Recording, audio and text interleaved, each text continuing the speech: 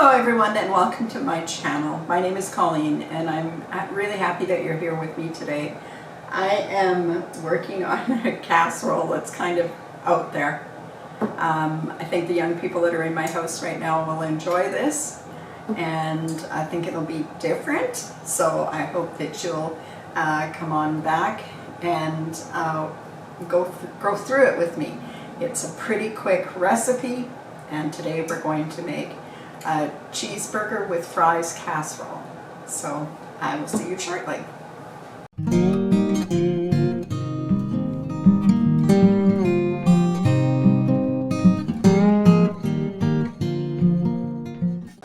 So the first thing we need for this cheeseburger casserole is some hamburger. And this happens to be a mix of beef and pork, but you could use whatever you're comfortable with. If you would prefer to use all beef, then definitely do that as well. Today these were quite reasonably priced, well, reasonable for the part of the world we live in.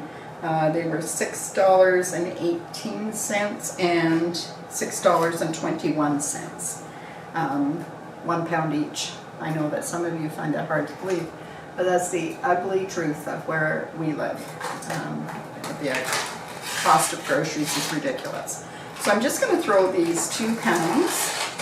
You could use less, but I'm thinking if it's going to be a hamburger or cheeseburger, I definitely want it to have the burger part. So I'm going to throw these 2 into the frying pan on the stove and get them frying, and then we'll come back and get this onion. So we've got the hamburger on the stove, it's frying. I'm kind of keeping it away from us so that we're not getting so much frying sound. But you're going to hear it back there, and you may even hear my air conditioner running.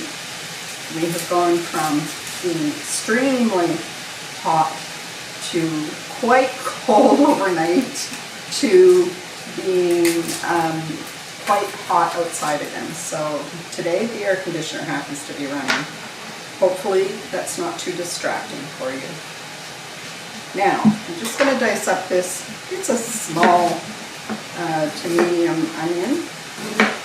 Now, you could definitely use onion powder in your recipe if you didn't have an onion kicking around. I find that I use onion powder in quite a bit of stuff. There, being a teenager in our house who doesn't necessarily enjoy finding big pieces of onion in food that we cook, I have learned that we can definitely put in the onion powder, and she doesn't know the difference. So we're still getting the flavor, we're just not getting the big chunks of onion. So if you've got somebody in your house in that same boat, that's what you can do. Onions definitely have their own texture, don't they? Okay, and then we've got that taken care of. I'll just set that aside for a minute. My goodness, that is a sad tale, that onion. Woo! It's giving me the cries. Okay, I'm just going to put this over here in the bowl, the compost. And then I will get to the other things that are going to go into this meat. So we're going to need some ketchup, some green relish, and some garlic, and maybe a touch of salt. Okay, I've just got some, I do enjoy my hamburgers to have a bit of mustard and some green relish and a bit of garlic. So I'm going to add those things. This is, the recipes that I've seen for this don't call for this, but I'm going to add a little something to it anyway. I've got some salt and pepper because I think 2 pounds of hamburger, I'm going to need to have some salt and pepper in that. I don't think we can get enough seasoning from just adding cheese to it. I think we're going to need to prop that up a little bit.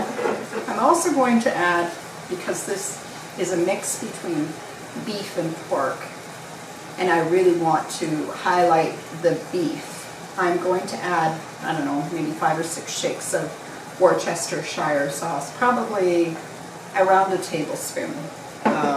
In fact, I'll get out a tablespoon right now. And that's what I'll add to this hamburger. Right now I'm going to give it a stir, and then I will be ready. I'll take you over to the stove so that you can see what's going on over there. We haven't done that in a while. Now, this hamburger has started to cook up. I'm just going to spend some time breaking this down a bit more because we don't want big clumps of it. And I do have one of those, what do you call those? The meat. It's like a potato masher for meat. I do have one, but this is a new pan and I don't want to risk scratching this new pan. Okay. Now, let's put the onions in. There we go. Stir them in good. Now, while that hamburger and the onions are cooking over there on the stove, we're going to make basically a custard that's going to bring this all together. And I'm going to start that with 3 eggs. And these are large eggs, and quite large too. They're not considered extra large, but they're quite large. And I'm just going to do them one at a time because I know that some of you who watch are on farms and you want to make sure that you're not seeing any bad spots on the eggs, and that if you get shells in there you can pick them out before you tank the entire batch. So 3 eggs. You need a half a cup of mayonnaise, which mayonnaise, of course, is something that you would maybe have on your cheeseburger. And I prefer Miracle Whip. I don't know if we should say that even. We have a preference, but I do, and that's what it is. So in it goes into the bowl.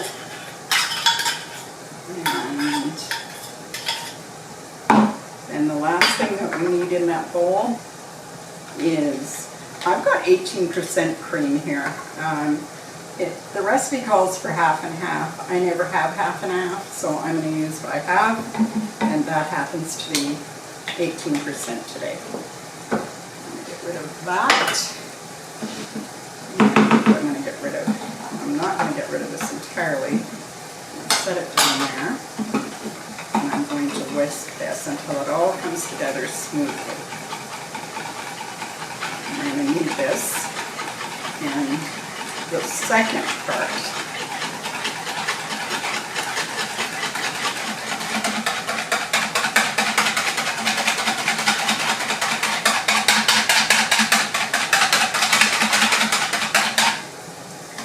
Okay, I think that's pretty well mixed. There's no lumps in it. I'll get rid of these things, and I'm just going to check on that meat. Now, I think this is in a pretty good way. There is still some moisture left in here that I would like to get rid of. And, you know, if you leave it, it can steam it off. But I also don't want to overcook the hamburger because this is going to go into a 375-degree oven for about 40 minutes. So we definitely don't want to overcook the hamburger at this point. So I'm going to grab some kitchen towel. And I don't know if you've done this before, but I'm just going to use some kitchen towel and my grabby tool, tongs. And I'm just going to lift some of that out of there. Some of it's fat, and some of it's just the moisture off the meat. And we're going to remove as much as we can here. And so we've got the pan, you can see the pan is mostly dry now. And then I'm going to shuffle this around, and I will make some additions to this pan now. I'm going to give it a good sprinkle of salt. I would say we could use up to a teaspoon of salt. If you're watching your salt, of course, omit that. I'm also going to give it a good heavy shake of pepper, because that adds a little bit of heat without changing the flavor. I'm going to add about a teaspoon, I couldn't get it in there, of minced garlic. And I'm going to add a squirt of mustard, probably about a tablespoon. I'm going to add about a tablespoon, maybe not that much, about a teaspoon and a half of Worcestershire sauce, and I'm going to add a tablespoon of just sweet relish. Now if you have a homemade sweet relish, actually I'm going to add maybe two and a half. That probably works out to about a quarter of a cup. And I'm going to give this a good mix through, and that'll take a minute because there's quite a bit of stuff in here to move around. And then when it's all said and done and mixed the way that I think it should be, then I'm going to remove it from the heat. I have the oven preheated to 375 degrees, and this goes together pretty quickly. So I will just, now I'm happy with this, and you can hear it's getting quite loud, which means most of the moisture is gone. It's looking, you know, that's usually a telltale sign. So I'll shut that off.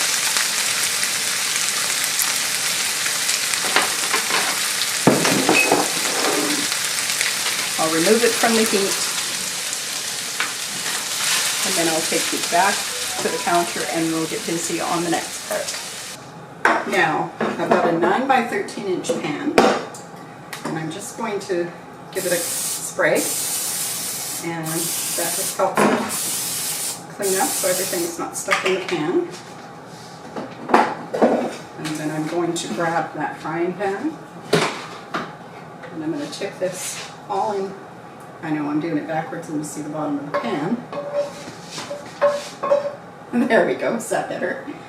I'm just going to pat this down so that more or less it's a single compressed layer. You want it to be fairly even because we want everything to cook at the same time. Okay,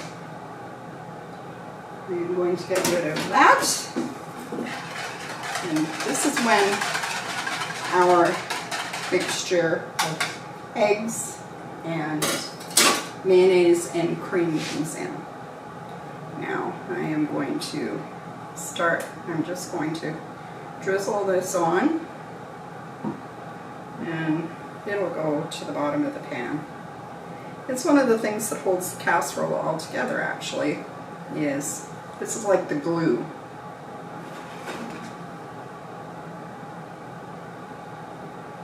And there you go. And there should be enough to cover the whole thing pretty much in its entirety. If you feel like there are spots that maybe stuck up a little higher, you can just go along and pat them down and make sure that everybody's in the tub, so to speak. Perfect. Now at this point, if you were working on a traditional cheeseburger, you may want to add fresh tomatoes at this point, and you certainly could. And if you wanted to add some Mexican flavors, I suppose you could add some salsa at this point too, but that's not what we're doing today. We're making cheeseburger and fry casserole, and once you've made it, then you can get busy and adapt it as much as you want. We're going to add about 1.5 cups of cheese, and today I'm working with old cheese. But if your family doesn't care for the flavor of this sharp old cheese, then use what they will eat, because that's what's important. Cooking up something they will eat. And I'm just making double sure, and I'm covering most of the surface so that it's well cheesed. There we go. Now, onto the fries. Now, you can use whatever kind of fries you happen to have or what you can afford. If it's a store brand, that's fine. If that's what you normally have, you use what you normally have. I picked these up. I haven't used this particular one before. It says it's extra crispy with sea salt. So if you get just plain fries, once you get the fries on top of the casserole, you may want to add a little seasoning to the top. And I'm not even sure, this is a 650 gram bag. We won't need this whole thing, I don't think. And my goal is to cover it, cover the cheese and everything that we see below it. But you're not going to get a good crispy fry if they're all stacked upon one another. So the goal is kind of to do a thick layer. And you know, I think I am going to end up using that whole bag, so I guess the bag I had before must have been bigger, because I didn't use a whole bag. But there are some that are stacked upon, but unless you stood there and you stood them all up like soldiers, you're going to have some overlap. Okay. Now this is going to go into the 375 degree oven for 40 minutes, and then we'll pull it out and we'll take care of the rest of it. So I'll see you back here before you know it. Oh my gosh, guys, I've just gotten this out of the oven and it's just bubbly, which is the way we want it. My house smells so good. I don't know what this is going to taste like, but it smells really good in here. So I'm going to add just a bit more cheese to the top, and I'm going to put this back in the oven for another 5 minutes just to melt the cheese, and then I am going to let it sit out for about 15 minutes before I cut into it, because I want everything to, you know, marry and be firm when I go to cut into it. So I will see you back here when it's time to do that. Oh, you want me in here? That should be the cover. This is still hot, and you know, you want hot French fries. So I didn't want it to cool off too much, but I feel like it's well set now. And I am just going to cut this corner out. Let's see if it's going to release and be nice. And it feels like it is. Yes.